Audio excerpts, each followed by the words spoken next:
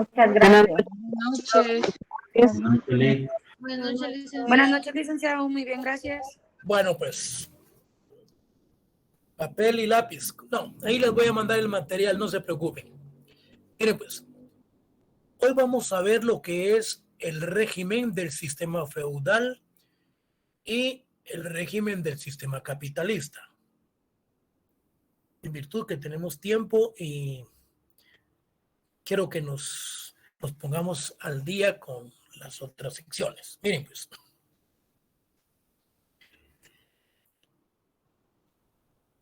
Les voy a explicar, para que ustedes tengan una idea, qué es lo que yo les voy a ir leyendo y explicándoles a la vez, para ir teniendo una idea clara de qué es lo que vamos a ver. Miren, luego que vimos el sistema primitivo, el sistema esclavista, hoy miramos el sistema feudal. Si ustedes se dan cuenta, cada una de esas etapas ha venido evolucionando y constantemente pidiendo y exigiendo la necesidad de otro sistema de aspectos de carácter eminentemente económico, desde el punto de vista de las relaciones de producción, principalmente desde el punto de vista agrario. Cuando en el sistema esclavista surgen las personas, los usureros, cuando ya el sistema prácticamente pedía otra forma más avanzada de una relación de producción, surge que los señores esclavistas se convierten en señores feudales y los esclavos pasan a formar parte de los siervos de la gleba.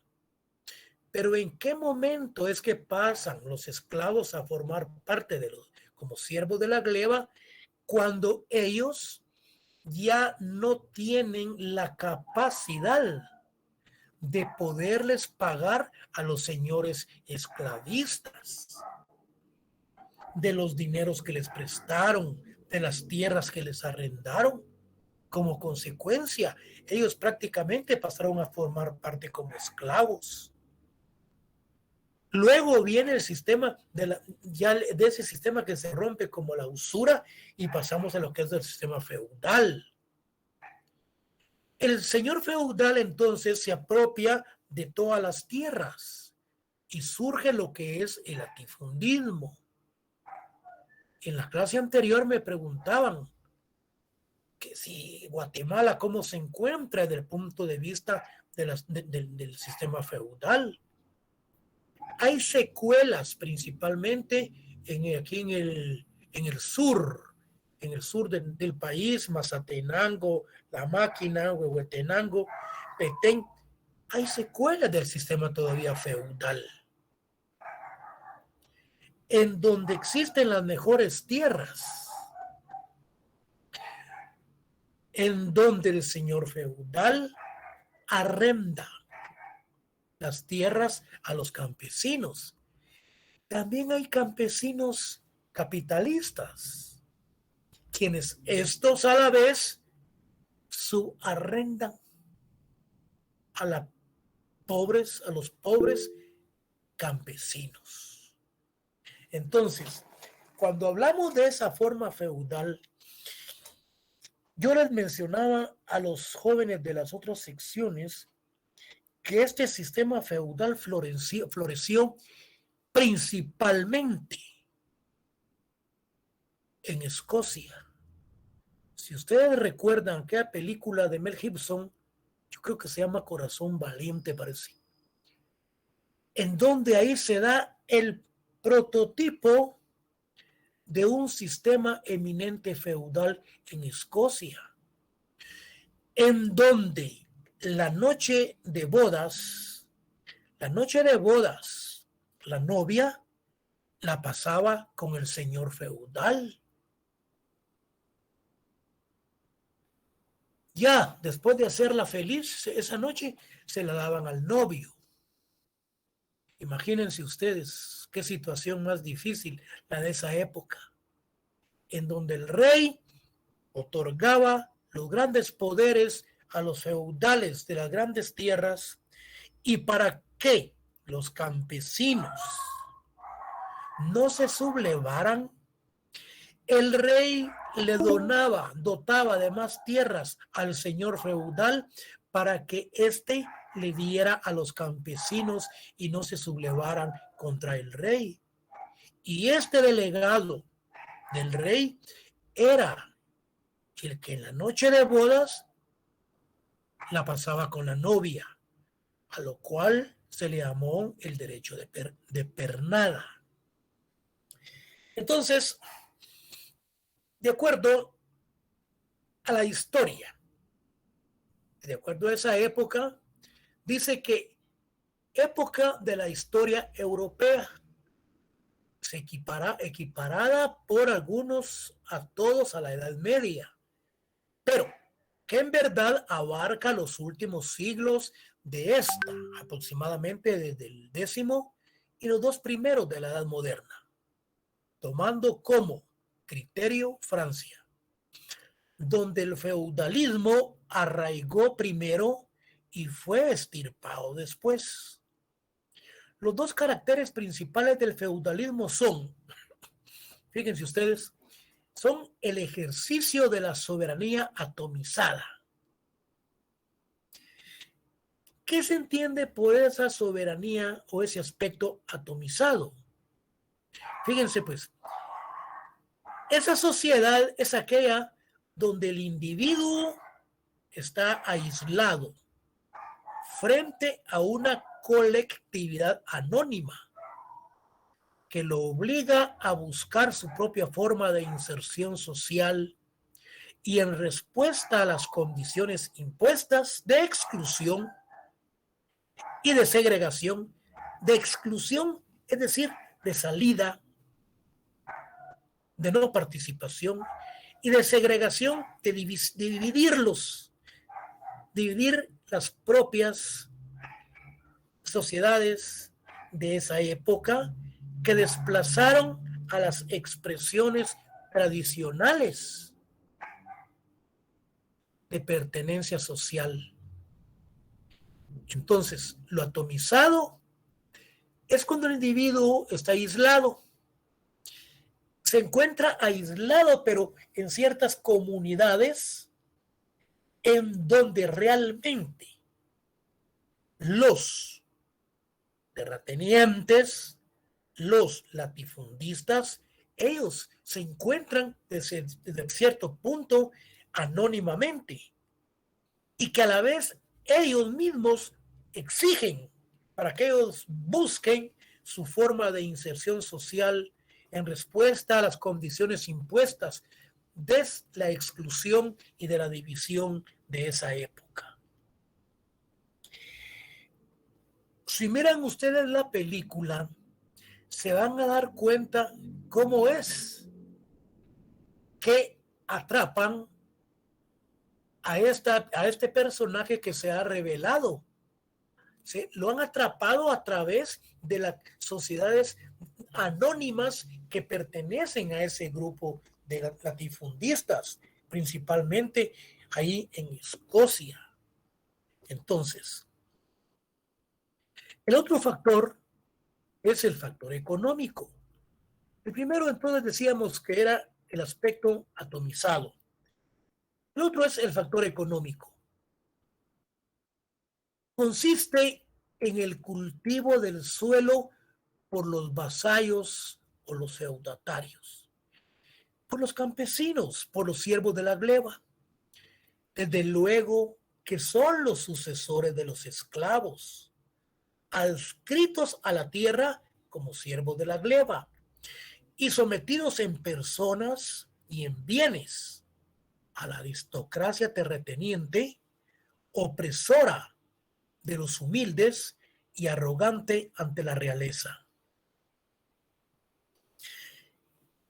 Me decía un compañero, recuerdo que se quedó creo que a medias en la plática, de quiénes son las personas latifundistas o los terratenientes en Guatemala. Miren, eso es como que quisiéramos descubrir el sabor el agua azucarada. Si ustedes se meten a internet y ponen ahí quiénes son las personas más ricas terratenientes o los latifundios en Guatemala, ahí les va a salir de 8 a las 12 familias poderosas que son las que tienen el control de todas las tierras en el país. Entonces yo le digo, ingrese a internet y si el día viernes usted no lo ha encontrado, yo le voy a decir quiénes son. Vamos a principiar con los Gutiérrez, los Campoyo, los Novela, y por ahí vamos a ir viendo y cómo fue que se han ido apoderando de todas las tierras en Guatemala desde la época de Justo Rufino Barrios. Entonces, miren pues, los jóvenes que fueron mis alumnos ya saben pues que lo vimos eso cuando vimos los que son los principios de la época colonial. Entonces, con la Revolución Francesa de 1789, la aristocracia urbana, o sea, la burguesía urbana, derrota a la nobleza rural. Lo que yo les decía, que en Escocia existía la nobleza rural, a quienes el rey sobornaba a través de tierras y de dinero para que estos sobornaran o bien compraran las conciencias de los siervos de la gleba o de las personas campesinas para que estos no se sublevaran en determinados lugares.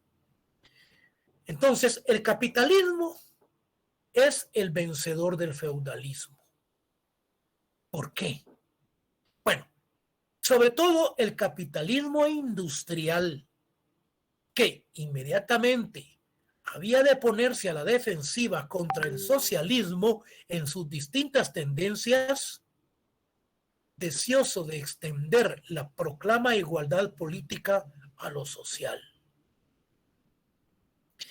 Pero cualquiera de ustedes me dice, pero si desde el punto de vista capitalista realmente existe una gran desigualdad, definitivamente. Existe una gran mala distribución de la riqueza en el sistema capitalista. Pero si ustedes se dan cuenta, es una secuencia de la que se viene desde la época feudal.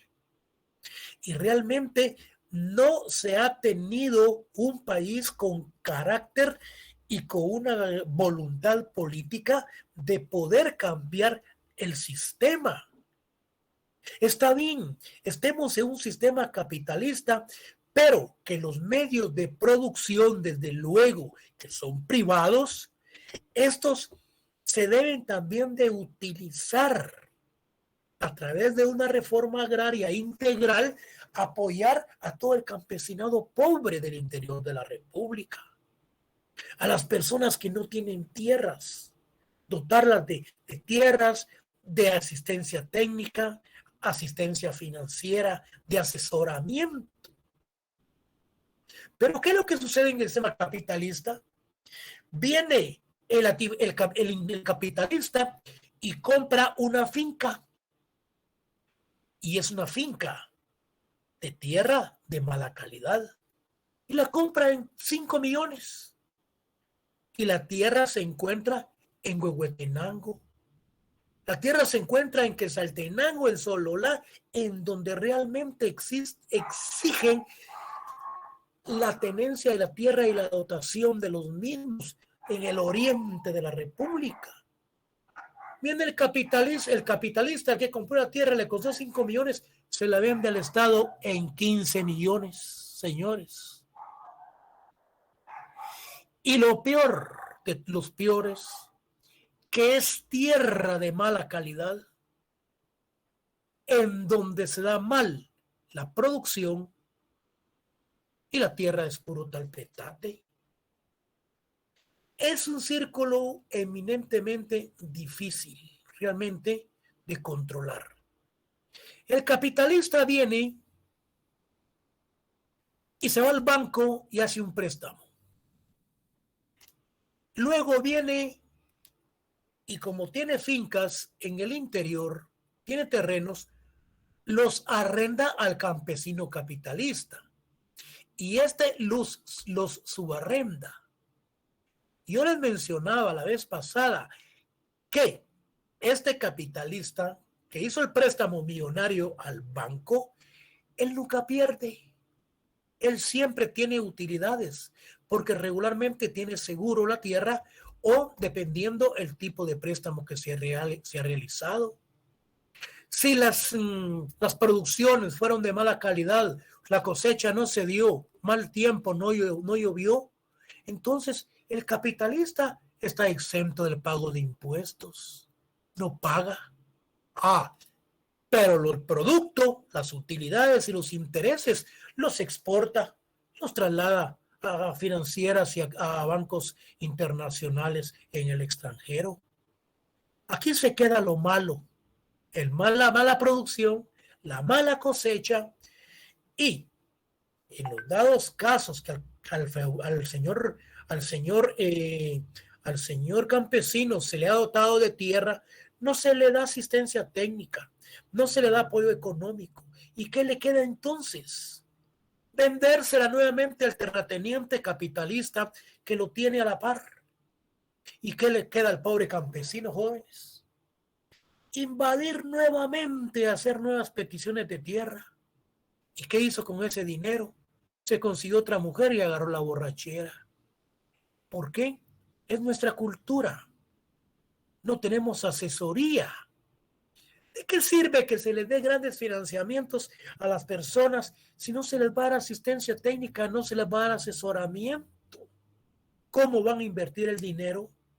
Entonces estamos arando en el mar.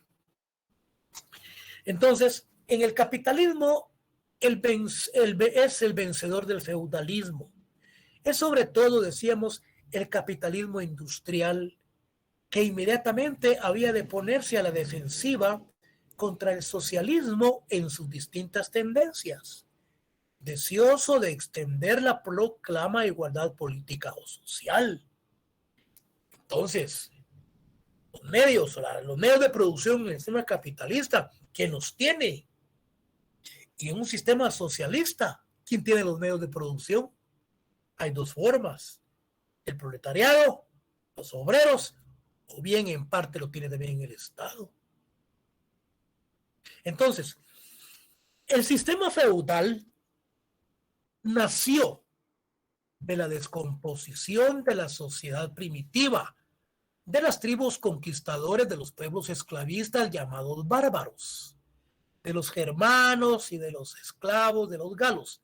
Entonces a ellos suele llamarse medioevo o de la Edad Media. Los campesinos junto con los esclavos conformaron entonces los siervos de la gleba.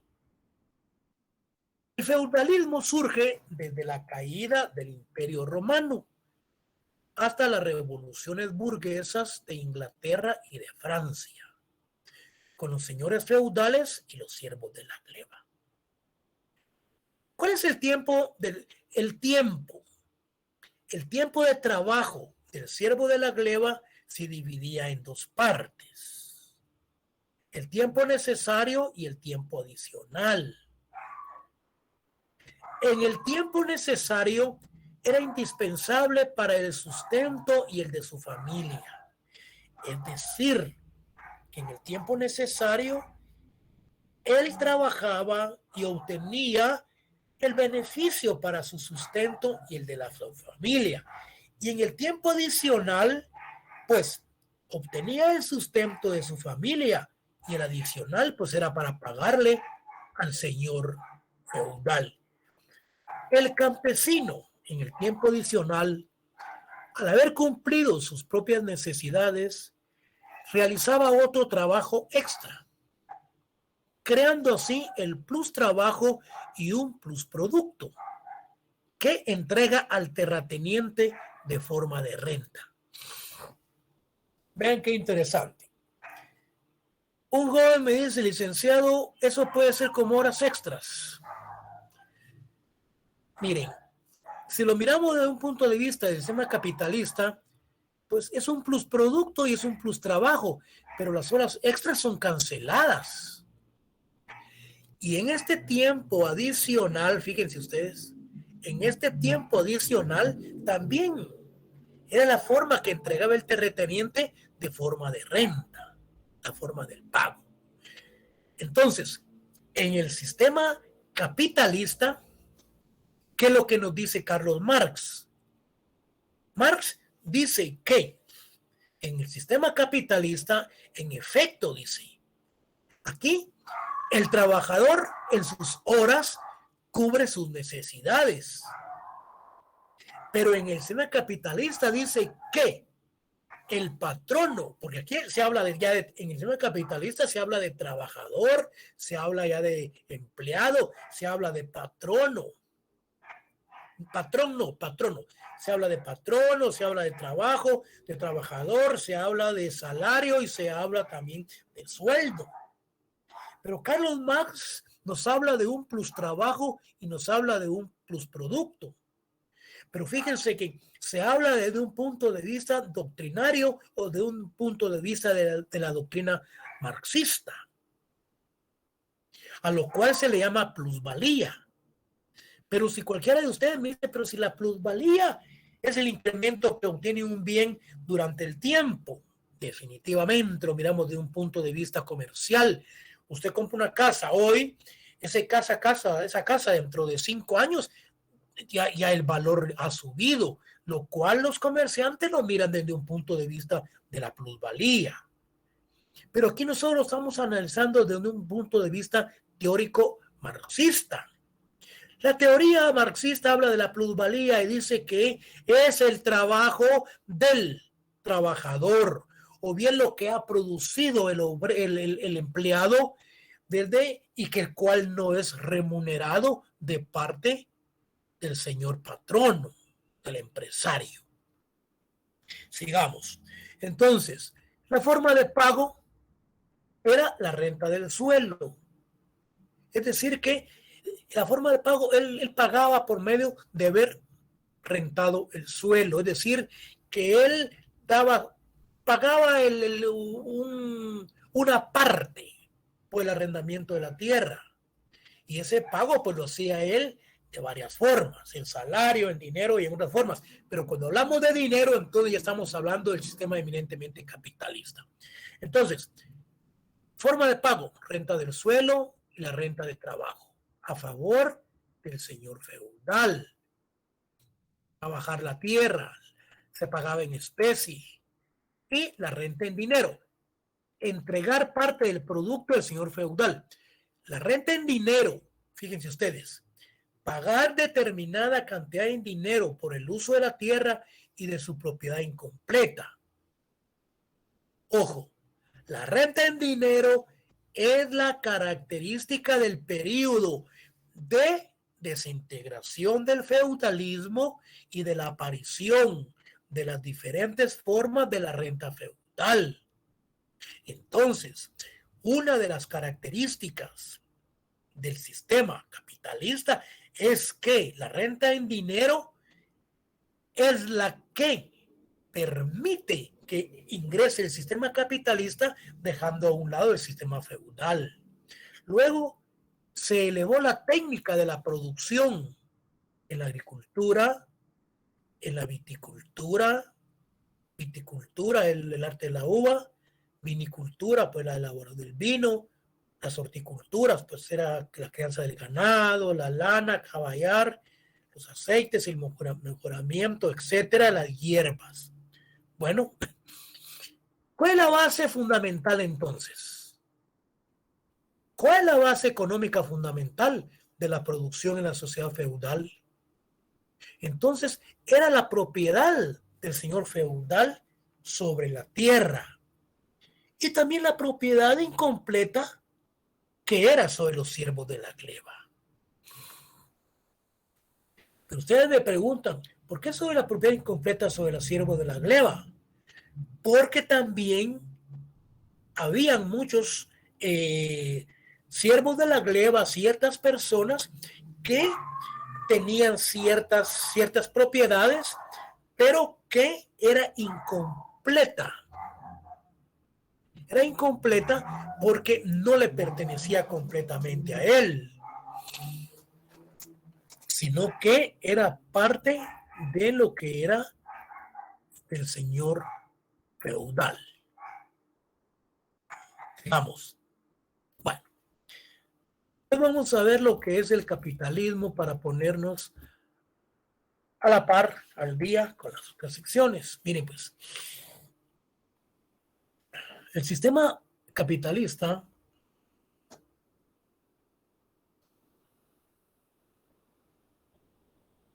lo hemos venido trabajando a la par del sistema feudal.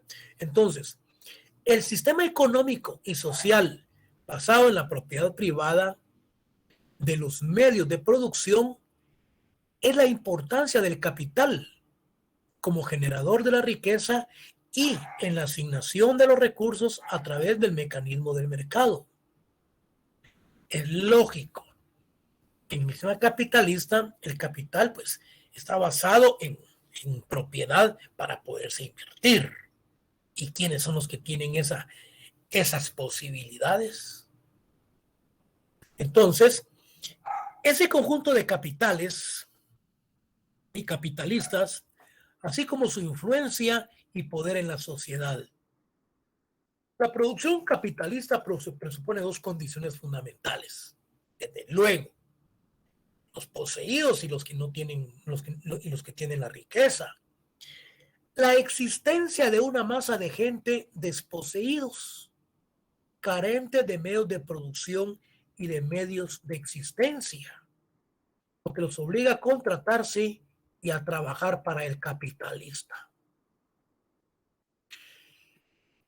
Abogados, médicos, ingenieros, la mayor parte trabajan en empresas en donde ellos son trabajadores, son empleados de las empresas capitalistas, de las empresas de los señores burgueses. Dos, la acumulación en riqueza, en dinero necesario para crear las grandes empresas. Entonces, aquí hay dos elementos fundamentales. Las personas escasas de recursos económicos de toda clase, obreros como profesionales, y luego pues la otra clase que mantiene el sistema capitalista, en donde se les da trabajo a estas personas. El régimen gremial o feudal de producción no estaba entonces, fíjense, ya capacitado para cubrir las necesidades que abrían los nuevos mercados. Bueno, como consecuencia vino a ocupar su puesto la manufactura. Los maestros de los gremios, viéndose desplazados por la clase media industrial, y los artesanos por los obreros especializados dentro de cada taller o fábrica. Pero los mercados seguían creciendo, ya no bastaba tampoco la manufactura. El invento del vapor y de la maquinaria vinieron a revolucionar el régimen industrial de la producción. Es decir, que fue cambiando, fue evolucionando lo que eran los mecanismos relacionados con la producción, en donde los trabajadores fueron reemplazados por otros, lo que dio lugar al sistema eminentemente capitalista. Miren, la manufactura se dio el puesto a la gran industria moderna y la clase media industrial dejó su puesto a los magnates de la industria. La gran industria creó el mercado mundial y este a su vez dio un gran impulso al comercio, a la navegación, a las comunicaciones por tierra, y estos progresos redundaron en provecho de la industria, el comercio, los ferrocarriles, la navegación, desarrollándose entonces la burguesía, creciendo sus capitales, desplazando a todas las clases de la Edad Media. Entonces, la burguesía ha desarrollado en el transcurso de la historia un papel verdaderamente revolucionario donde quiera que se instaure. Echó por tierra todas las instituciones feudales. La burguesía entonces se convirtió en sus servidores asalariados, como les mencionaba anteriormente, a los médicos, a los juristas, al sacerdote, etcétera. Centralizó prácticamente lo que son los poderes. Si ustedes ven en un sistema capitalista, hasta los poderes del Estado. La burguesía, con el rápido crecimiento de los medios de producción y de las comunicaciones, lleva la civilización hasta las naciones más atrasadas. Es lógico. Si en Guatemala, por ejemplo, tenemos una empresa en donde en Guatemala se crea lo que son, por ejemplo, ladrillos para construcción, lo que son bienes y servicios o comida, etcétera. Esta empresa quiere crecer. Pertenece a una clase aristócrata donde tiene bienes y capitales o ha hecho grandes préstamos. Como tanto, tiende a extenderse al interior. No solamente al interior, pero en este caso se extendió en las grandes civilizaciones y hasta las naciones más atrasadas, en donde se obligaba a todas las naciones a abrazar el régimen de la producción capitalista o a perecer. Las obliga a implantar en su propio seno la civilización, es decir, hacerse burgueses. Vemos entonces que la producción capitalista está orientada fundamentalmente para la producción de mercancías. Esto es elaborar productos o bienes para venderse y desde luego pues tener cambio, tener intereses, obtener las grandes utilidades. Bueno, hay que ser emprendedor y tener la posibilidad de los préstamos bancarios para poderse abrir espacios y poder obtener mayores rentas y mayores utilidades. La mayor parte de las tierras se concentran en manos de la clase de los grandes terratenientes. ¿Y quiénes son en Guatemala? La gran masa de las mercancías agrícolas es producida por las empresas capitalistas a base del trabajo asalariado. Fíjense pues, aquí hablamos del sistema capitalista, hablamos también del trabajo y hablamos también del sueldo. O bien en el sistema capitalista nos referimos desde luego al sistema asalariado. Sin embargo, la forma de economía que sigue prevaleciendo numéricamente en la agricultura de los países burgueses es la economía campesina del pequeño productor de mercancía. Al transformarse las formas precapitalistas de propiedad territorial a la gran propiedad feudal y la del pequeño campesino sobre la tierra, va cediendo el puesto desde luego a la propiedad territorial, pero de la clase burguesa. Una parte cada vez mayor de las tierras pertenecientes a los terratenientes y de los campesinos van a parar a mano de los bancos, de la burguesía agraria, Ban Rural, Crédito Hipotecario Nacional, de los grandes industriales, de los comerciantes, de los grandes usureros que prestan dinero a través de hipotecas y de préstamos. Perdón. Entonces, bajo el Salud. sistema, gracias, bajo el sistema capitalista,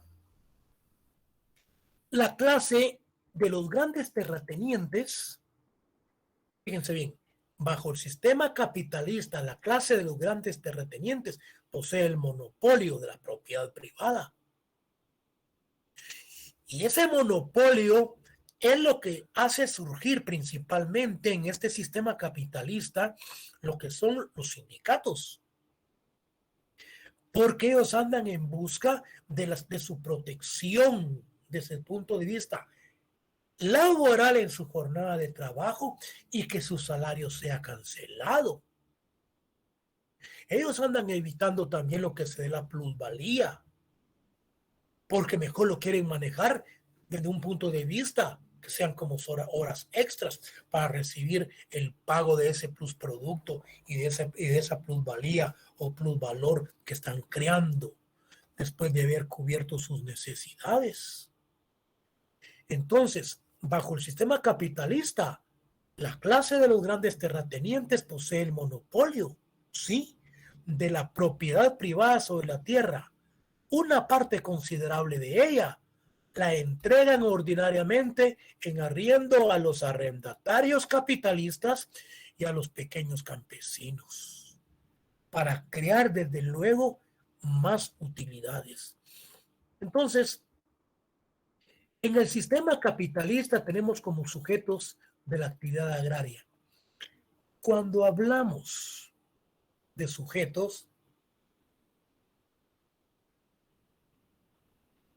de la actividad agraria, nos estamos refiriendo no solamente al proletariado agrícola, no nos estamos refiriendo tampoco solamente a los campesinos o campesinos pobres y medios.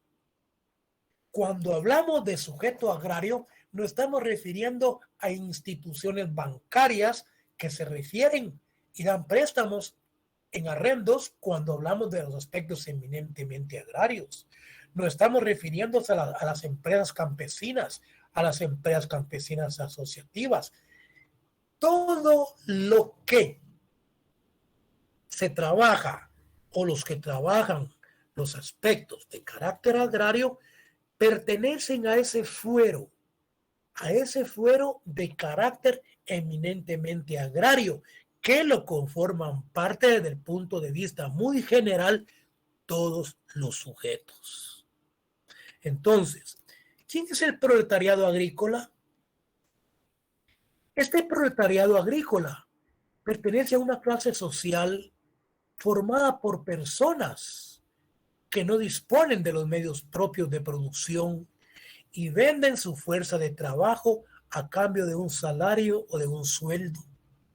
El proletariado agrícola surge en la revolución industrial. El proletariado agrícola prácticamente es una de las personas paupérrimas, de las personas más pobres que se encuentran en el interior del país, de los que sufren hambruna y aquellos que solo siembran 1 o 2 manzanas para poder tener para la cosecha de su semestre o del año. Y si no le llovió, y si no tenía buena semilla, y si no tuvieron asistencia técnica, y si no tuvieron asistencia económica, señores, ¿cómo pueden vivir estas personas? A través de un salario mínimo del mínimo que le pagan en el interior de la República para medio mantener a su pobre familia con tortillas, sal y frijoles. Luego tenemos a los campesinos. Estos campesinos son los que desempeñan sus labores en el campo. Desde luego, en las actividades agrícolas. Las actividades agrícolas decíamos que corresponde a aspectos ganaderos, a la avicultura, a la vinicultura, a la producción y crianza de bovino. Entonces, esos son aspectos agrícolas. Y esos campesinos producen alimentos para su subsistencia y comercializan en el mercado para obtener alguna ganancia. Estos campesinos ya tienen sus pequeñas parcelas. Pero cuando hablamos de un campesino pobre y medios, recuerden de los campesinos realmente, de los primeros, que son los proletarios, son los más pobres, y los campesinos pobres y los medios, estos constituyen potencialmente una de las fuerzas sociales antimonopolistas. Es decir, que esos campesinos pobres y medios están en contra de todos los sistemas eminentemente monopolistas. Y desde luego, pues, que es dirigida por la clase obrera.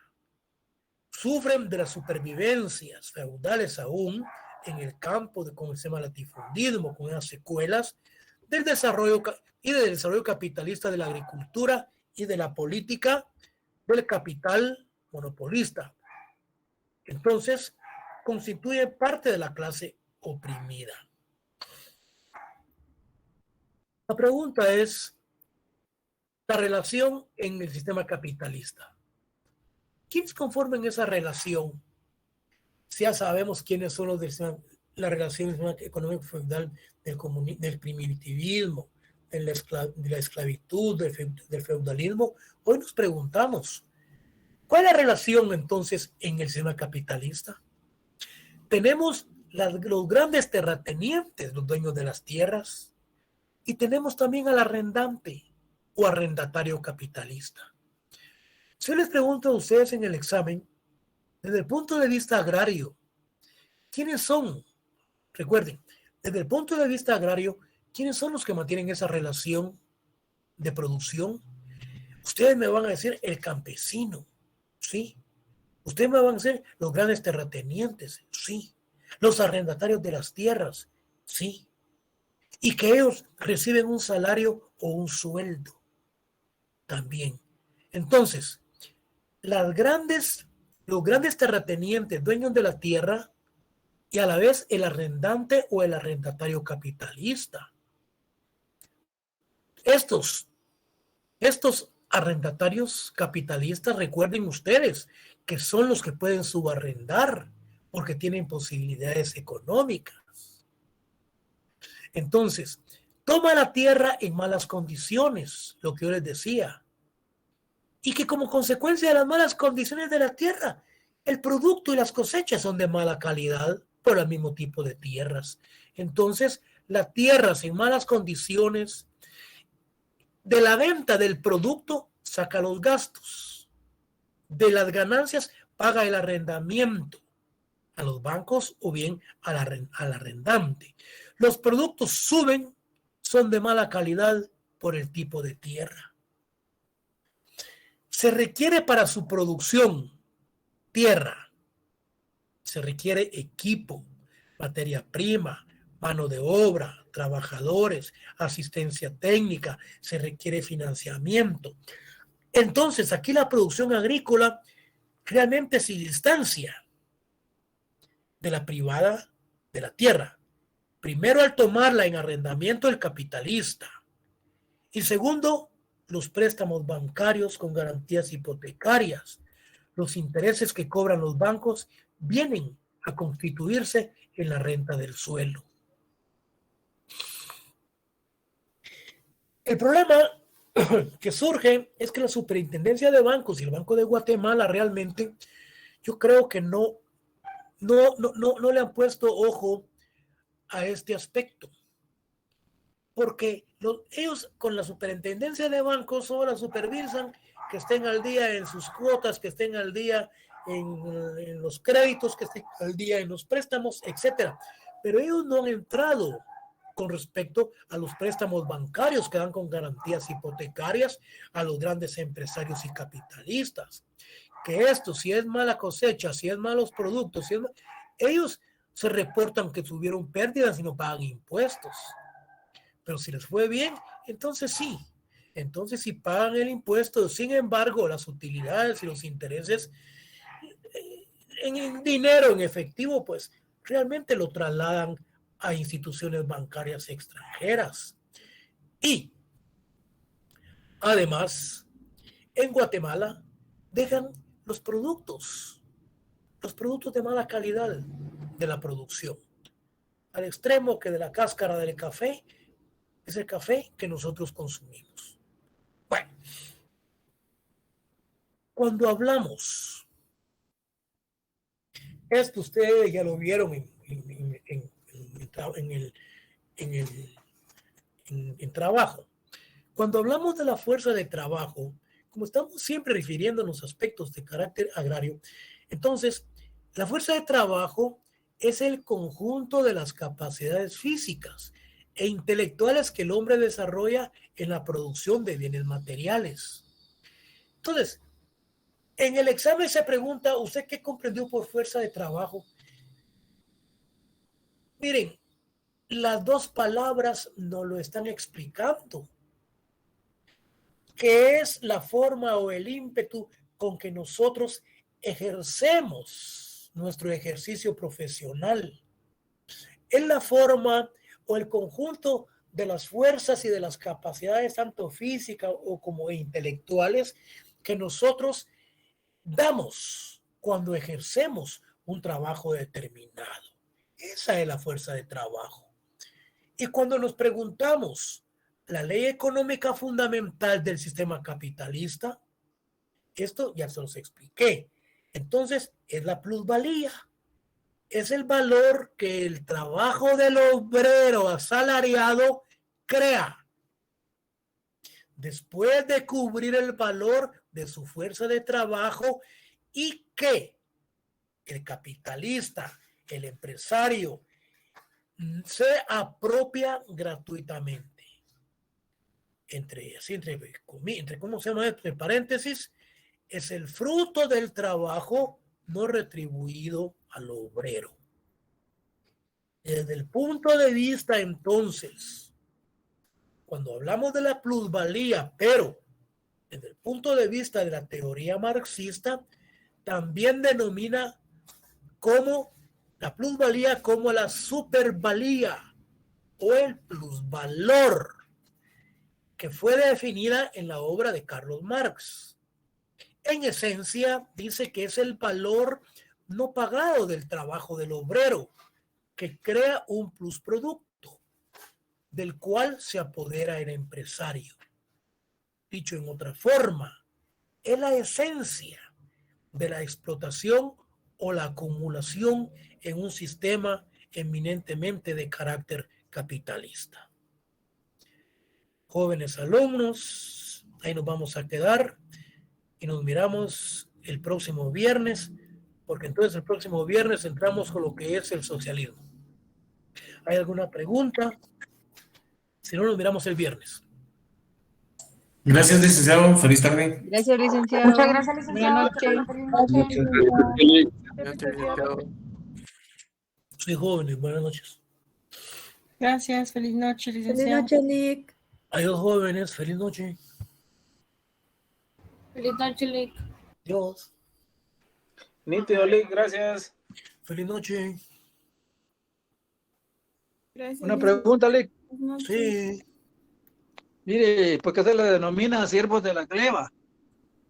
Los campesinos junto a los esclavos conforman a los siervos de la gleba, ¿sí? Sí. Ese término de siervos de la gleba, Lick. Sí. Mira, pues, es cuando le llaman también la mama tierra en el Perú, a la tierra. Le dicen la mama tierra. Ah, bueno, ese es, digamos, el sinónimo de tierra, digamos. No.